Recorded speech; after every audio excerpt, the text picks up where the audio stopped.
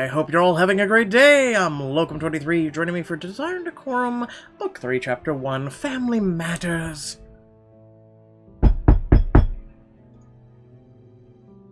Well, someone open it. I wonder who it could be.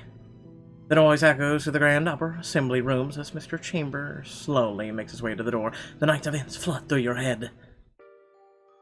Duke Richard, you are hereby stripped of all your lands and titles. You will be taken to London at once to stand trial for high treason. You can't take my title from me. It's my birthright.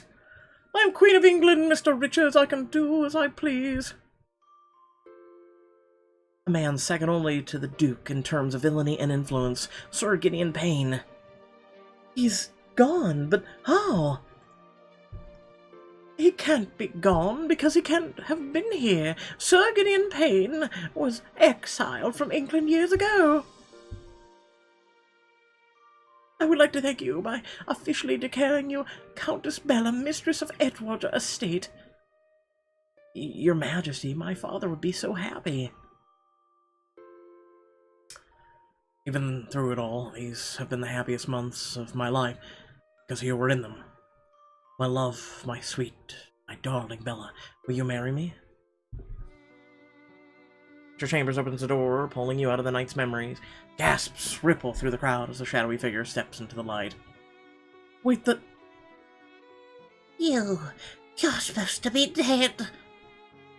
You carefully study the man who stands before you. I have no clue. I've seen your face before in gallery portraits, but without the scar.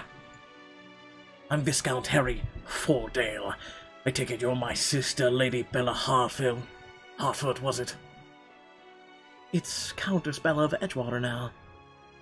Viscount Harry, my brother. I thought you were dead. I've seen your grave. Father said... Father did not know. Yet, what you're seeing is real. I stand before you, flesh and blood. Harry. Viscount Harry's gaze turns to a tearful Countess Henrietta. Her mouth quivers as she smiles faintly at her. Mother, I'm home. Are you truly this kind? Countess Henrietta hesitates as she reaches out to touch her son's face. When she comes in contact, she immediately embraces him, letting out a loud sob. My Harry, my son, you're here. Friar leans over and whispers to you. I don't think I've ever seen Countess Henrietta cry before. So, she can show emotion. I thought surely her heart was made of stone. I'm not certain I believe her sincerity. There has to be a catch. But sir, how are you alive? We went to your funeral. We grieved. I never thought I would see the handsome face again. The broadcaster takes a step from the crowd, and in the large circle that's formed. Miss Parsons, Miss Sutton, you can blame me. It's my fault. I forbid you to say such things. This was my choice. Edmund, you knew your brother was alive and you didn't say anything? I had no other choice but to enlist him and Bishop Monroe. If anyone else knew, they would be in danger and put my own mission at risk. Wait, your mission? What happened? Somebody explain what's going on. My lord, I think we all wish to know where you've been the past year. To sum it up, I've been serving king and country undercover in France to ensure Napoleon's allies were no longer a threat. So, you're a spy? That's putting it lightly. I must ask, why are you back now? I was told Edgewater Estate was about to fall into the hands of Duchy Carlington. I had to plan to put an end to it, but it seems I arrived too late. Yes, as you may have heard, we put a stop to Duke Richards, and I'm now engaged to Mr. Sinclair.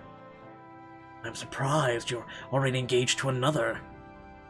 Well, now that you're here, perhaps you'll be able to attend my wedding to Mr. Sinclair in a few months. I suppose if I came for one wedding, I can remain for another. I simply am glad to see you're safe, brother, and it looks like the boar's mark on you has healed quite well. Perhaps if you told the truth in the first place, that scar would be non-existent. You didn't lie about the boar attack, then why?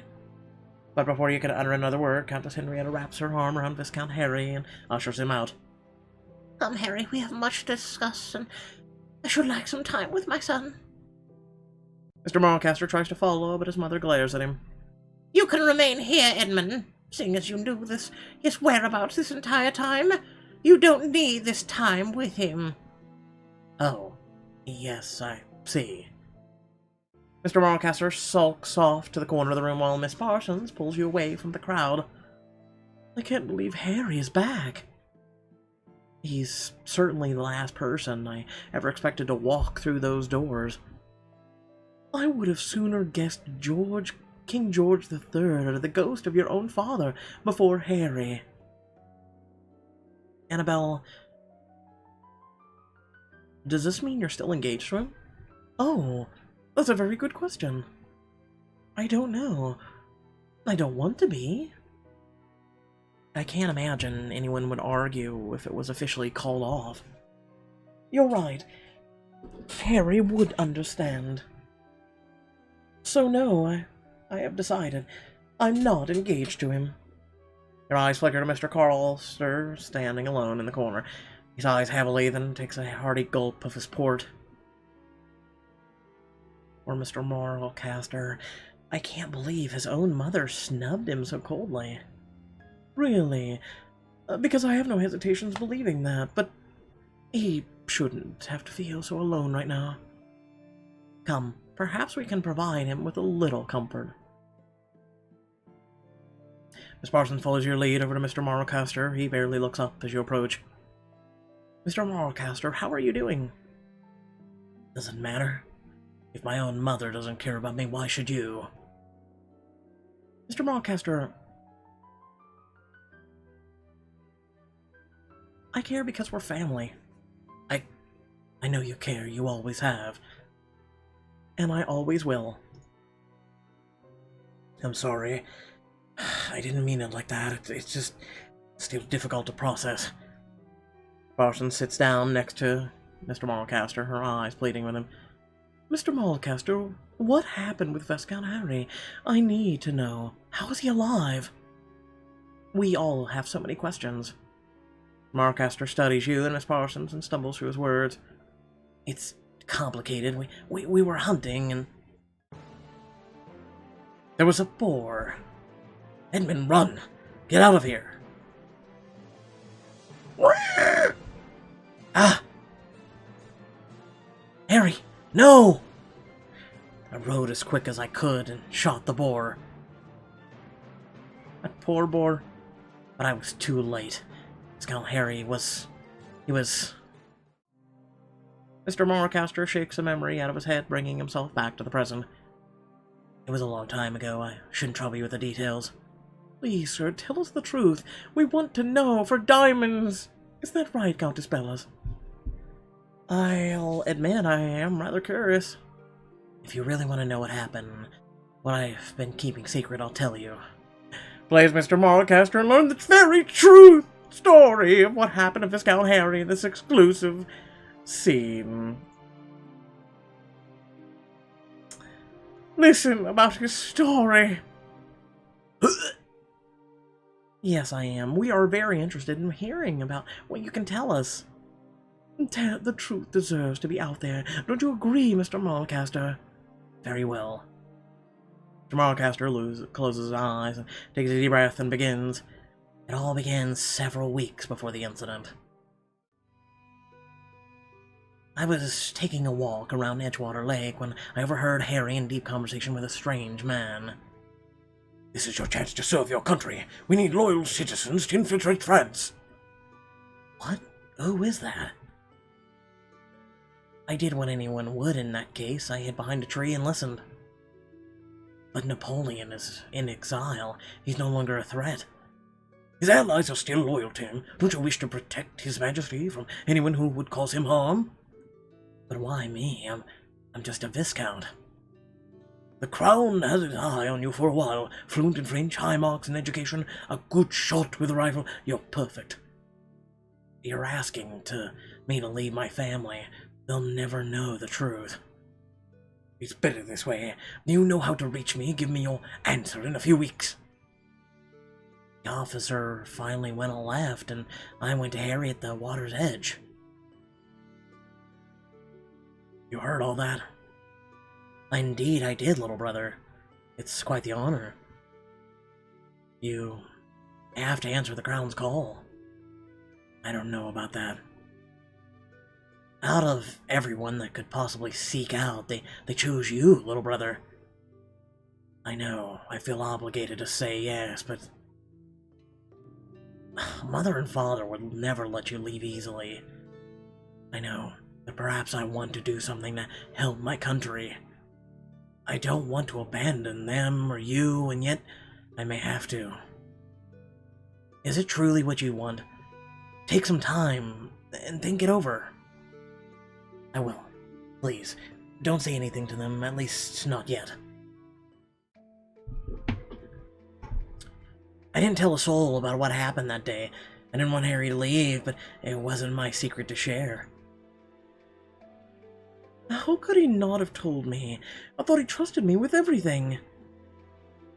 Well, clearly had his reasons. If Viscount Harry wasn't sure, then he probably didn't want to upset anyone. I suppose so. I still wish he told me. I must ask, what really did happen with the boar accident? I was wondering the same. We all know he didn't die, but I tried to be as truthful as possible. I'll never forget that day. It was the 8th of April, just over a year ago. It was a miserable rainy day. The two of us had been hunting the entire afternoon with nothing to show for it. I don't think we're gonna find any game today, Harry. Damn. I was hoping we'd be fortunate. Maybe if... Did you hear that? No? Harry rode closer to the noise, just beyond the trees. We found a boar foraging for food nearby. Oh, look, he's all happy, too. Why'd you do this? I'm glad the boar fate killed your brother. Finally, I've got this one. He'd aim for the leaves, the branch, the boar. But my shot barely grazed the boar, so instead of knocking him down, he charged. Quick, let's go. But Harry's horse tripped and he fell off. I looked back and the boar was almost on him. Edmund, run! Get out of here! Whoa! Ah! Harry, no! I quickly rode back and shot the boar. That poor little boar, he was just eating. He probably had a family nearby. Why do you do this? But I was too late. There was so much blood when I reached him, but he was still coherent. Harry need a doctor. I'll get No. Perhaps this is a sign I can leave. Take up the Crown's offer. Let everyone think I died. But what about Edgewater? It'd be safe in your hands. Besides, Father is long from his deathbed. I know it'll be difficult, but please promise me, tell no one. I swear it. I'll keep your secret. So they didn't have a body? Did the boar eat the body? I didn't want to, but Viscount Harry made up his mind. But why did you have to lie? He could have left without everyone thinking he was dead. It was safer this way. Our loved ones would have been in danger while he was on a mission. But how did you manage to fool everyone? Bishop Monroe knew. He kept the family away, saying the body was too gruesome and troubling. It was better to remember him alive. But the initial news was easy compared to his funeral. I simply watched his coffin, knowing full well that Bishop Monroe helped Viscount Harry escape that morning. We gather here today to remember before God our brother Harry and comfort each other in this time of grief. Thy son, my darling boy. Maybe if you went with him, he would still be here. I can't believe he's gone. Yes, neither can I. I remember when grandfather passed. I was completely heartbroken, too, Mr. Mulcaster, but time helped. I'm so sorry that Viscount Harry died. He was always such a nice, handsome man. Thank you, Miss Sutton. But he's not completely gone. Yes, I know. He'll always be in our hearts. That's not precisely what I meant. Have you seen Miss Parsons' outfit? I wonder how her curls always look so perfect. Oh my god. Our dear brother Harry departed from this world too soon, but by the grace. Everyone was crying over someone who wasn't even dead. I had enough of it. I stormed out of the chapel. Look at them all grieving, and it's all my fault. I could stop this. I could. As I paced through the graveyard, who would approach me but Viscount Harry himself? Well, Edmund, this is it. I have my marching orders. I beg of you, Harry, please, let me tell Mother the truth. Her tears are too much. No, not another soul can know, especially Mother. Father wouldn't like it, but he would understand. Mother, we both know she would never let me go. I'll miss you dreadfully, little brother. Just as I will miss you. The two of us embraced for so long I lost track of time, and then he was off. I never expected to see Viscount Harry again. It was easier to think him dead. I always hoped, but with these circumstances, even I have my own questions regarding his return. Perhaps time will help answer them. I do appreciate that you shared your story with us, sir. And for how many diamonds again? I do not think I will ever have to, but it's the least I could do. To think Harry was alive all this time. At least you're being truthful now. I hope you can understand my reasons for keeping his secret. I wish I'd known sooner. Would have done the same. I would have done the same. I can only imagine what you've had to endure. I would like to think I have the same strength as you. It was difficult, but I appreciate your kind words.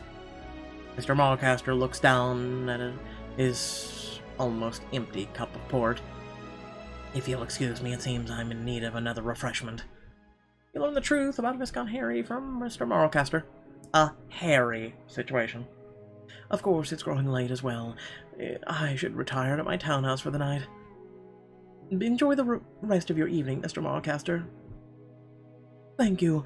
I might not like it, but I'm glad to have some answers. Mr. Mulcaster nods and then leaves you to call your carriage. Soon, Mr. Sinclair escorts you back to Mr. Richard's former townhouse. You step out of the carriage and look up to the large building in front of you. I must admit, this place already has a better outlook now that Mr. Richards isn't around. I don't think I'll tire of hearing him called Mr. Richards for a long time.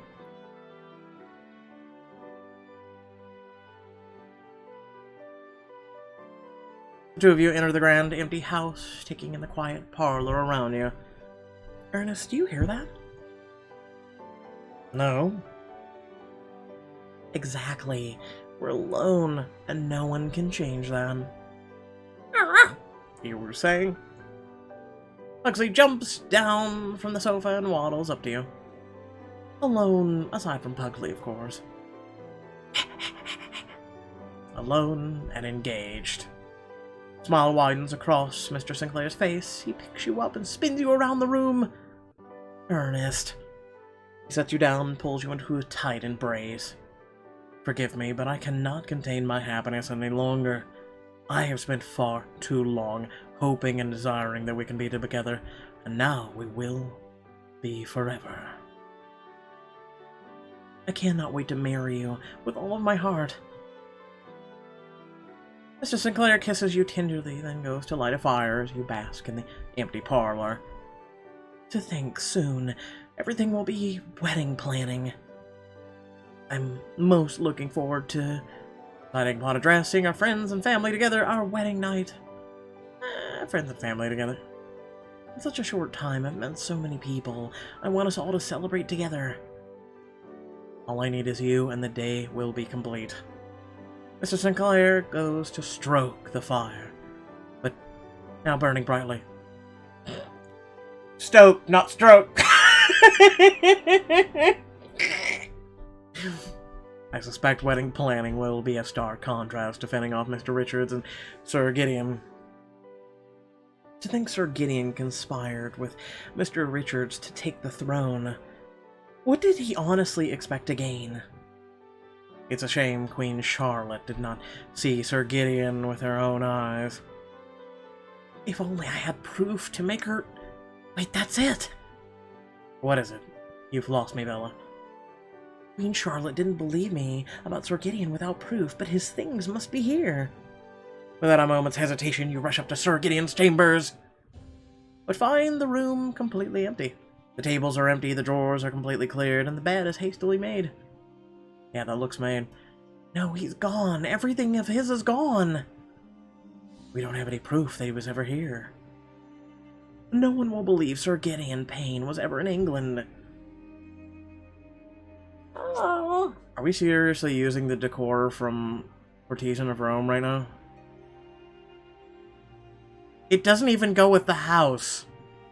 He sulked back to the parlor, shoulders slumped. Mr. Sinclair closes the door quietly behind him. I am truly sorry, Bella. If only Queen Charlotte recognized him, everything would have been different. He must have changed his appearance since his exile. I suppose a lot has changed in 20 or so years. However, I don't think we've seen the last of Sir Gideon's influence. He was so close, he could taste victory. I can't imagine he would stop at that. It's only a matter of time before we can feel the reach of his power again. I don't like the idea of you staying here all alone. I can take care of myself, Ernest. I am Countess Bella, after all. Can I not worry about my darling fiancé?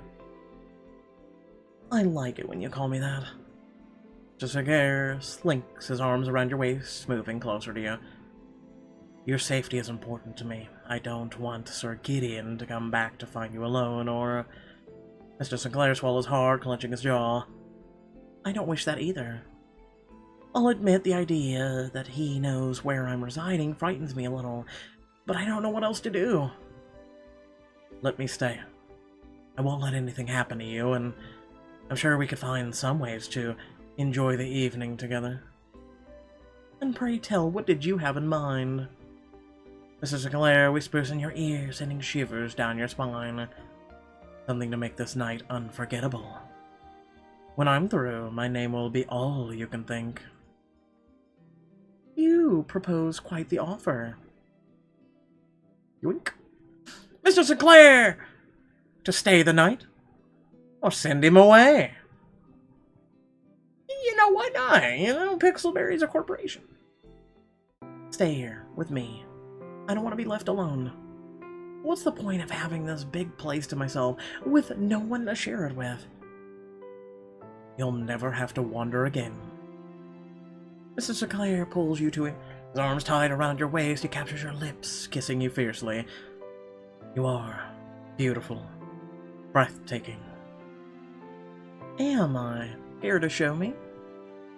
In reply, Mr. Sinclair pushes you against the wall and kisses you with as much passion as he can muster. His mouth is hot against yours, but you can pull back and flash a coy smile.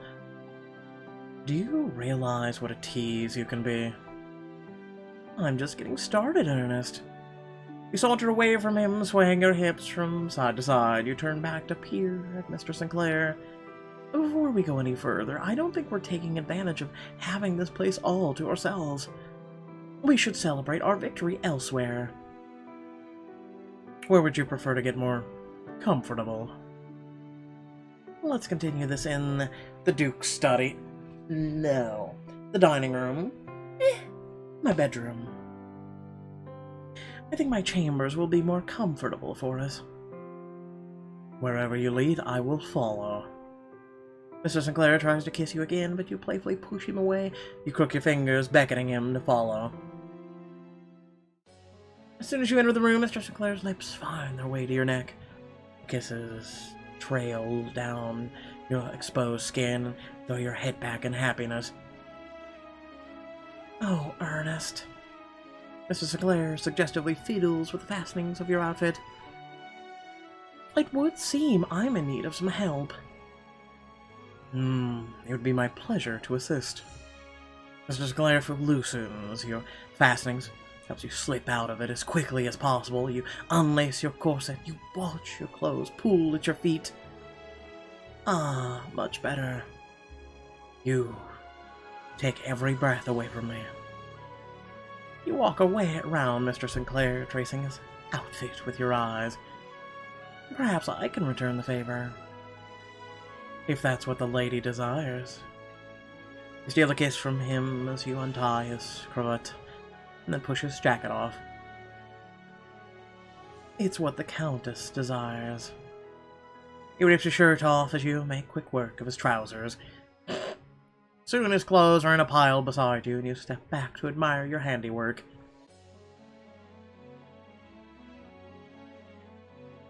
To me, you are perfection. Your eyes fall on the large canopy bed in the center of the room. You flash a mischievous smile at Mr. Sinclair. Should I be worried by that look in your eye? Me? Give you cause for worry? Never. I should... It's nice when a lady takes some charge. Push him onto the bed. Your arms slide around Mr. Sinclair and pull him into a kiss. Hands roam your back, kissing you more fervently. You guide him into the bed and push him onto the soft covers. Oh. You straddle him as you forge a fiery trail of kisses down his body. You hear him moan in pleasure. Bella. But he can't take it anymore. He flips you onto your back and kisses you fiercely. Your hands wander down Sinclair's back, memorizing every intimate curve as your tongues dance together. Ernest. Mr. Sinclair's hot kisses run down your body, your breast, your stomach. Each kiss becomes more fervent, more demanding, each fleeting touch sends you craving more. Ernest. Let's make the most of this diamond. Do not dare stop now. I suppose I can oblige. His lips return to your neck, gently nipping the exposed skin. You run your hands down his back, moaning into his ear. You suppose, I suppose I should be grateful. The warmth of his lips suddenly leaves your body. Mr. Sinclair smirks at you. Oh, when I'm through, you'll be begging for more. We shall see. Reach out to kiss him, but he presses a finger to your lips and pins your hands above you. Patience, my Bella. You must have patience.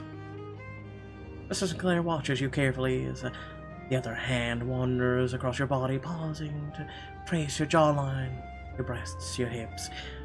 His hand wanders lower and lower until... Oh! You feel a fire within you light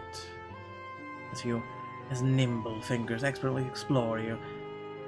His blue eyes remain fixed on you, watching you squirm beneath his touch. Every small movement sends a wave of heat crashing through you. Oh, you seem to be enjoying yourself. Yes. You try to kiss Mr. Sinclair again, but your pinned arms keep you in place.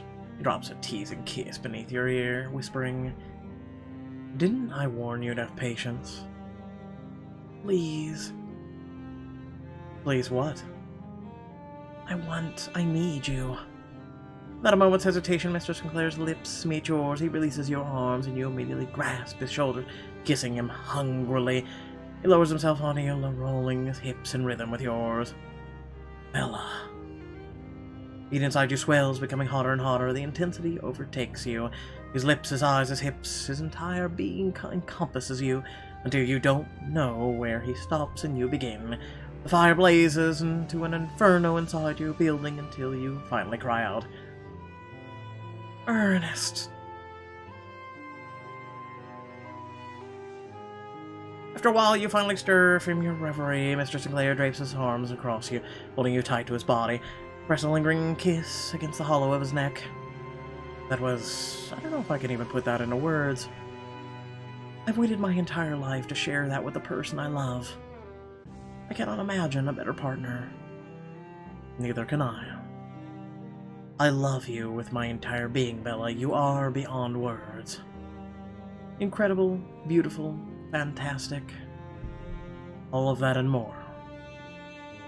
You tilt your head back and kiss Mr. Sinclair. You part his lips open with your tongue to kiss him slowly, sensually, tenderly. And I love you. You are my Ernest. I can hardly believe we're getting married. Neither can I, but I can scarcely wait to stand before the congregation and declare my love. I feel as if we've woken up from a nightmare, we can finally live in a blissful dream together. But is Viscount Harry's arrival part of the dream or the nightmare? I wish I could say for certain, but time will tell. All we can do is focus on the future.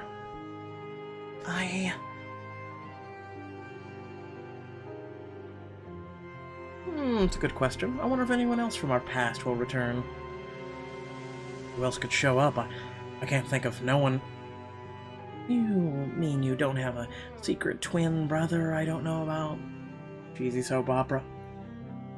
You're quite the gesture, but no. No secret siblings. I'm positive the people I know are in fact dead. Oh, fine. I suppose that assurance will have to do. Just then you let out a large yawn. Pardon me, it appears I'm more tired than I thought. Been quite the day. Sleep, my Bella. I'm not going anywhere. You spent the night with Mr. Sinclair in the Duke's former townhouse. Mr. Sinclair kisses the top of your head and you allow your eyes to flutter shut while listening to his steady heartbeat. The next morning, you're fast asleep with Mr. Sinclair's arm draped around your waist, holding you tight against his body. Suddenly a familiar voice stirs you awake. Ahem, rise and shine, you two, the day's wasting away. You and Mr. Sinclair sit up with a jolt. Briar stands at the doorway, shaking her head. Briar, we were just... Save your excuses for someone who'll believe them. I know what you two got up to. But, Mr. Sinclair, I'm due for my private time with my best friend. If you insist. We can continue this later. You ruined sleeping. Okay, Briar, you ruined it. Mr. Sinclair smiles coyly at you as he dresses, then gives you a quick goodbye kiss. Briar begins to rifle through your wardrobe as you sit on the edge of your bed, expectantly. There has to be something here. Any luck on finding an appropriate outfit for the day? There's always something. Just leave it to dear Briar. She holds up a dress and then shakes her head and returns to her search. You left so early with Mr. Sinclair last night. I never had a chance to talk to you about Viscount Harry. Or your Countess Bella. Or before. What happens now? Briar, I don't know yet. There's so much to still figure out. Harry's return could change so much. Perhaps a discussion with him is in order. Before you run off to do that, a Dowager Countess requested to meet you at the Grand Pump Room. I know Mr. Sinclair and your other friends will be quite pleased to see you there as well. With a flourish, Briar pulls out a dress as blue as the sky, covered with intricately embroidered flowers. Don't you think you should look respectable like the Countess you are? Oh, Briar, never change. No, could you please? You thumb the stitched green and red flowers, contemplating hard. It's such a beautiful dress. Mr. Sinclair would adore it. It's time to choose a look befitting a stroll through the bath. Remember, special outfits throughout Desire Decorum Book 3, like Floral Flirt, will allow you exclusive I don't care.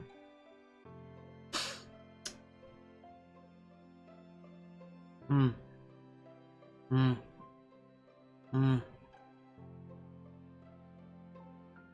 around watching your skirts balloon out from under you. You unlocked a shut up.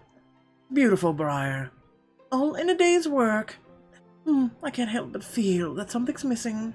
Oh, I know, a hat. Festival feather. Wreath of gold. These are not fucking hats. That's a hat.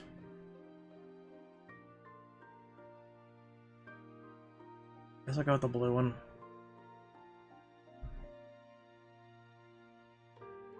You adjust your headwear and glance at the mirror. Perfect. I think it complements my attire quite well. Of course it does. I am the one who picked it out, after all. You've unlocked the closet in every book known to man. Move on. Thank you for your assistance, Briar. I should go meet my grandmother, though. Don't forget Mr. Sinclair as well.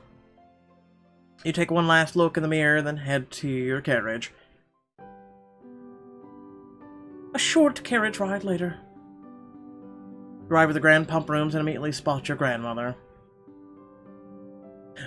Lady Grandmother, Miss Daly said you requested to see me. Countess Bella, let us take a turn about the room. The two of you begin to walk through the perimeter of the room. The Dowager Countess looks you over and nods. It's not completely what I had imagined, but your look is rather becoming, my dear, quite befitting of the Countess of Edgewater. Thank you, Lady Grandmother. I'm pleased you approve. Now, we have more pressing matters which I wish to discuss. Last night I was a shock to all of us. What do you think, Viscount Harry's turn?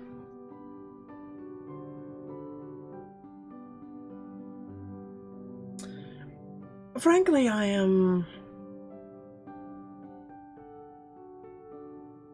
unsure if that man is truly Viscount Harry. Excited to know him, why not?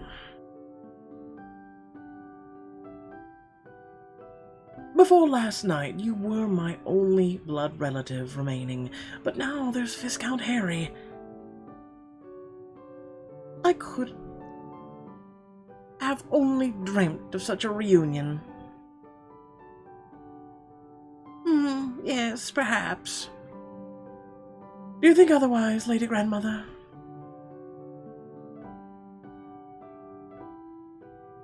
I'll be frank, my dear, because I think you deserve the truth. This'll be the first time. At least you'll bestow me that honor today.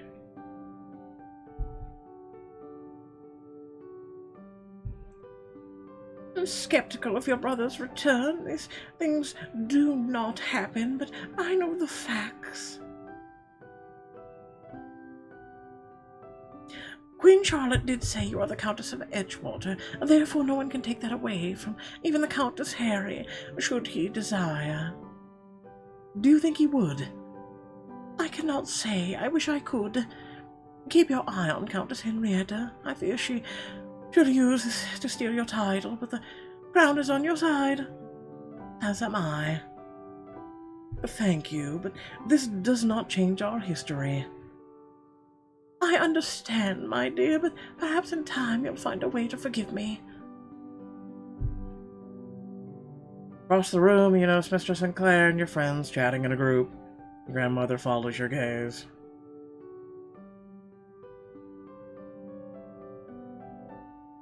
Run off. I know you're eager to see Mr. Sinclair. We'll begin wedding plans when we return to Edgewater. Mr. Sinclair's face lights up when he sees you approach. Little bang, okay?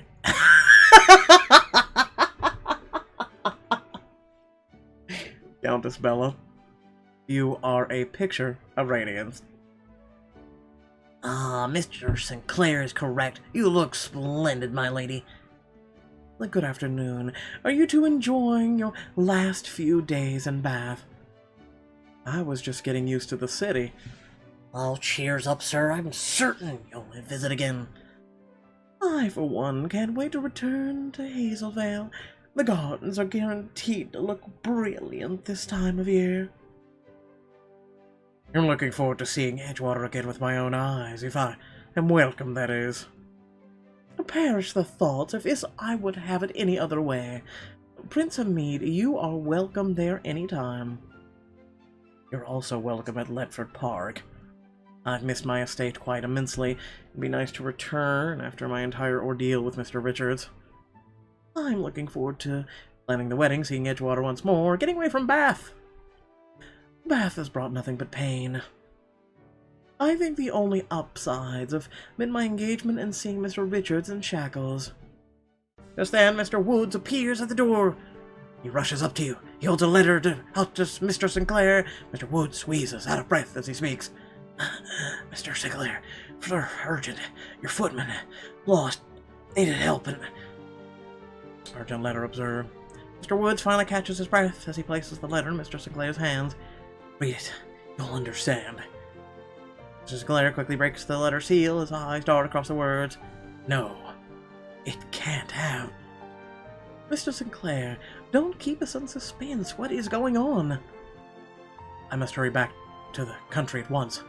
Ledford Park is burned down.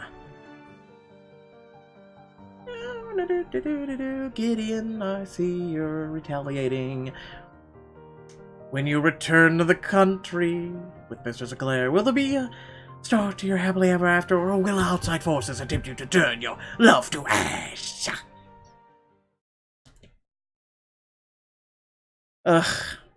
Hope you all did enjoy. Please remember to like, share, and subscribe. Head down to the description below, links to social media, Discord, and if you'd like to support me and my content. Without further ado, for you Choices fandom people who only love Choices, I will see you Wednesday. For you guys who sent me messages and whatnot about my welfare in the shooting that just recently happened here in Ohio, I am fine.